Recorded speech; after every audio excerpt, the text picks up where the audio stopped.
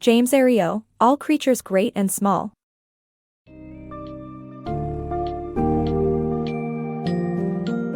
Embark on a heartwarming journey through the lush landscapes of the Yorkshire Dales with James Herriot, a newly minted veterinarian whose tales blend humor, hardship, and humanity.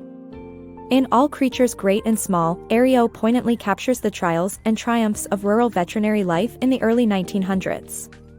Readers will meet an array of colorful characters, from eccentric farmers to the benevolent yet mischievous Mrs. Pumphrey and her pampered Pekingese, Tricky Woo. Each chapter unveils Herriot's growing bond with the community and the animals under his care, all set against the backdrop of a picturesque yet demanding countryside. As you delve into this summary, prepare to experience the resilience of nature, the quirks of small-town life, and the enduring spirit of kindness that define Herriot's world.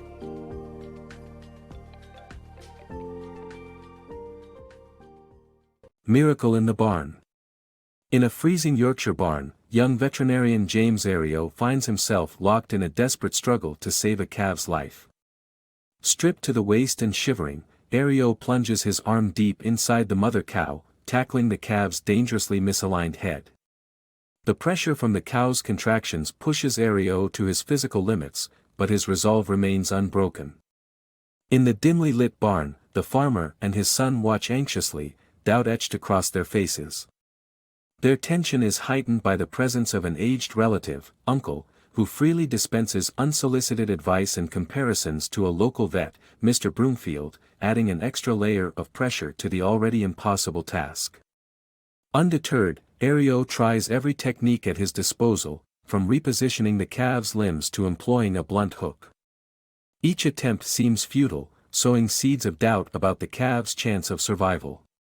Yet, in a critical turn, Herriot successfully loops a rope around the calf's lower jaw, a beacon of hope in the grim situation. The battle isn't over. Herriot must coordinate with the farmer to gingerly guide the calf into a deliverable position. The tension crescendos as, inch by painstaking inch, the calf's head appears, followed by the rest of its body. At first, the newborn lies motionless, a chilling reminder of the stakes, but Herriot doesn't surrender. Clearing mucus from its mouth, he initiates artificial respiration. Against the odds, the calf gasps for air, stirring the hope of life. Its mother, awakened by the presence of her calf, begins to nuzzle and lick it, her instincts reviving. Slowly, the calf gains strength, sits up, and breathes in life's first gasps. For Herriot, witnessing this transformation is an ageless miracle, one that never ceases to fill him with awe. Unexpected Yorkshire warmth. Under the vibrant July sun, James Herriot travels in a creaky bus to the Yorkshire Dales, draped in his finest suit. A freshly minted veterinary surgeon amid the bleak job prospects of the early to mid-1900s, Herriot steps into Daraby, not with hope, but rather with trepidation. He braces himself for a potentially grueling interview with Siegfried Farnan, a vet whose personality he's both dreaded and imagined in extremes based on ominous tales of tyrannical bosses. Contrary to his expectations of a drab, uninspiring destination, Yorkshire unfolds into a stunning tableau of verdant hills, quaint stone houses, and the iconic dry stone walls that stretch to the horizon. Daraby's landscape is picturesque, yet does little to calm his mounting anxiety as he approaches Skeldale House. This Georgian structure, with its ivy-covered facade and enduring brass plate, exudes a timeless elegance despite signs of age. Inside this serene setting, Herriot's day takes a surreal turn as he encounters an assemblage of characters, each with peculiar tales and needs. A mysterious farmer seeks veiled assistance for his cow, a gentleman requests medicine for an unwell dog, and a striking red-haired woman arrives, mysteriously linked to Farnan. These unexpected interactions intensify Herriot's sense of displacement.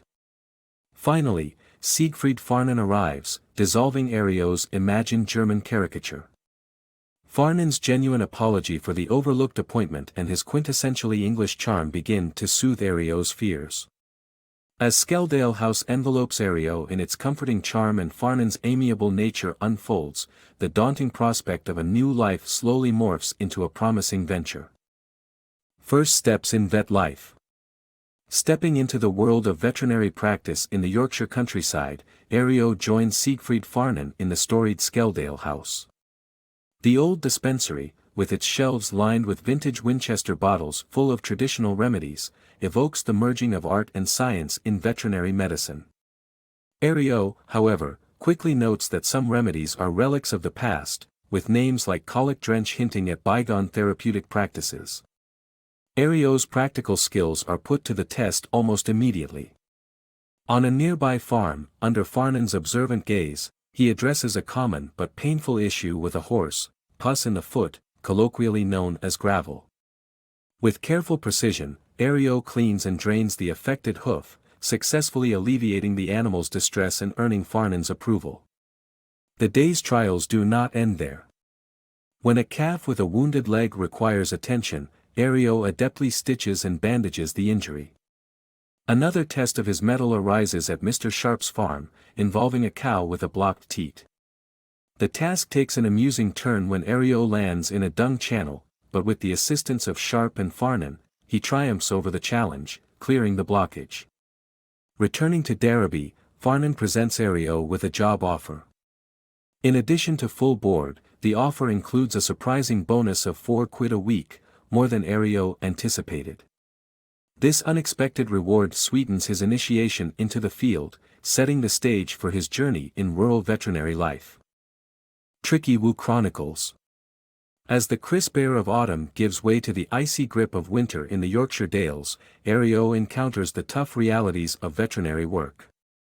With chapped hands and icy car rides, his spirits are often lifted by visits to Balby Grange. Here resides Mrs. Pumphrey, a wealthy widow whose life is devoted to her indulgent Pekingese, Tricky Woo. Showered with gourmet treats, Tricky's pampered lifestyle inevitably results in illness, requiring Herriot's frequent attention to his recurring ailments. Despite Herriot's warnings about the dangers of overindulgence, Mrs. Pumphrey continues to dote on Tricky with tales of his eccentric exploits. From predicting racehorses to writing letters to other dogs, Tricky Woo's adventures are as entertaining as they are implausible, climaxing in a dramatic episode where he goes cracker dog, energetically spinning in circles until he collapses.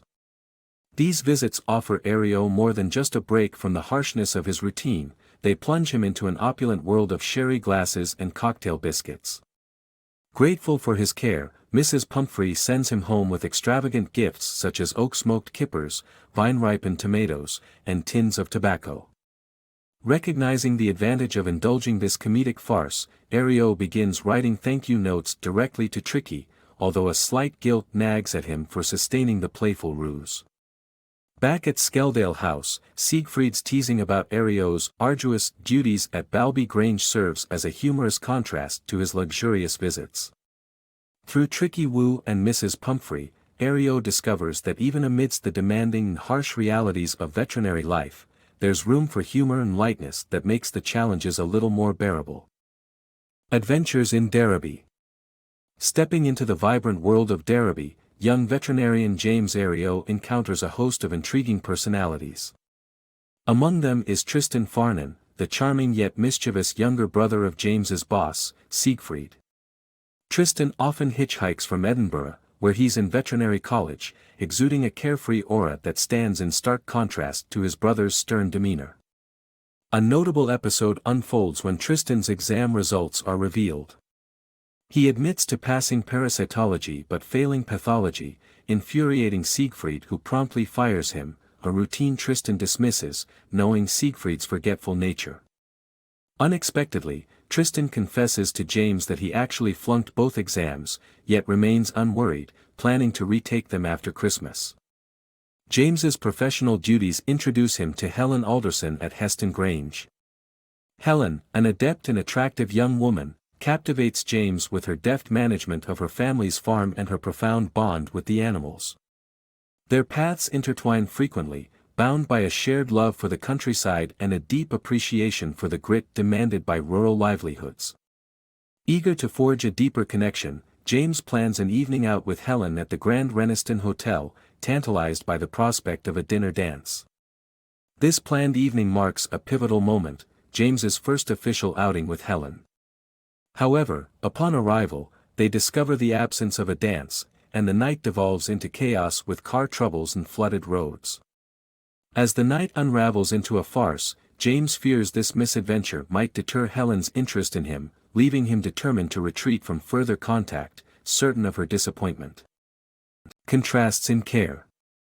In Daraby, life's tapestry weaves moments of sorrow and humor into James Herriot's daily experiences. On a somber day, Herriot receives a call to a rundown part of town, where pensioner Mr. Dean waits with his ailing dog, Bob. Once his sole source of companionship after his wife's passing, Bob now lays suffering with an aggressive, inoperable tumor. Despite Mr. Dean's hopeful eyes, Herriot is obliged to offer a truthful prognosis, and the two face the difficult decision to allow Bob a peaceful end. Watching Mr. Dean tenderly cradle his loyal friend's muzzle during Bob's final moments highlights the heartbreaking limits of medicine. In stark contrast, a lighter, yet absurd scenario unfolds with Mrs. Pumphrey and her pampered Pekingese, Tricky Woo. Despite Herriot's previous advice, Mrs. Pumphrey's indulgence has left Tricky waddling and struggling with a bloated, sausage-like physique.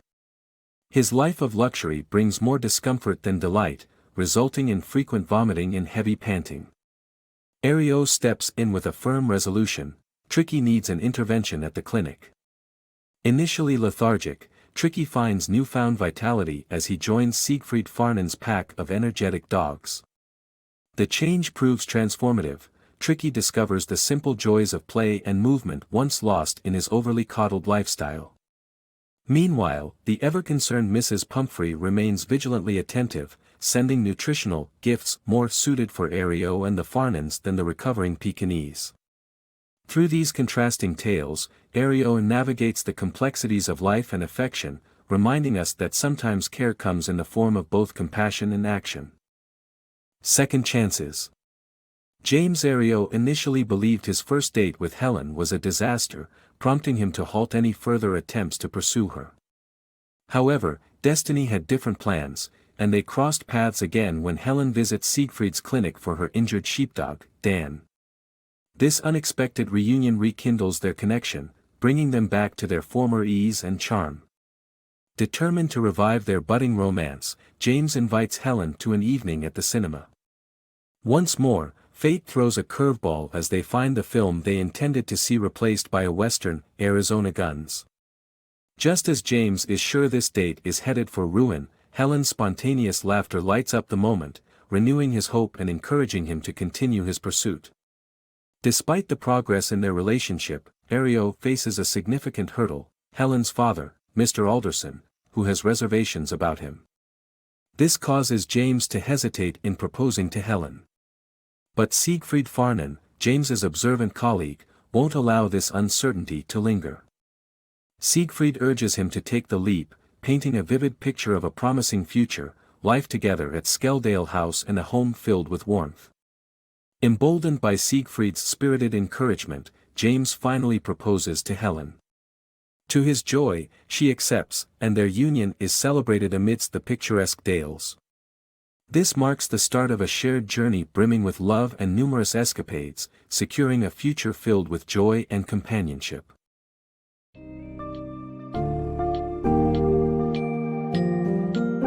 Through a tapestry of lively adventures and soulful moments, All Creatures Great and Small reveals the profound connection between humans and animals, as well as the innate strength found in rural communities. Herriot's tales illustrate the delicate balance of life, as he navigates both the joyous and sorrowful aspects of veterinary practice. His relationship with the vibrant residents of Daraby, alongside his budding romance with Helen, underscores the essence of compassion and the value of perseverance. The book leaves readers with a rich appreciation for the beauty of everyday miracles and the enduring power of empathy in overcoming adversity. As you've journeyed alongside Herriot, the lasting message is clear: in the face of formidable challenges, both small kindnesses and great courage leave the most profound impact.